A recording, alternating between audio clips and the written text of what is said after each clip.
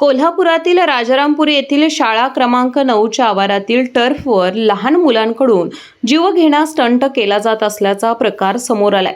टर्फच्या उंचावर असलेल्या जाळीवर चढून 2 शाळकरी मुले खेळताना दिसून आली।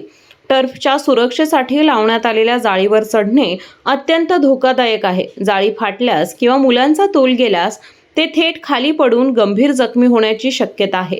टर्फवर दररोज अनेक मुले खेळण्यासाठी येतात, मात्र मुले थेट टर्फच्या छतावरील जाळीवर चढून खेळत असताना व्यवस्थापक किंवा सुरक्षा रक्षकांचे यांच्याकडे लक्ष कसे गेले नाही असा सवाल उपस्थित केला जात आहे। मोठी दुर्घटना घडण्याची वाट पाहणार का असा प्रश्नही आता उपस्थित होत असून टर्फ व्यवस्थापनाने तातडीने सुरक्षा व्यवस्था कडक करावी आणि मुलांना अशा धोकादायक प्रकारापासून रोखण्यासाठी आवश्यक उपाययोजना कराव्यात अशी मागणी पालकांकडून होत आहे।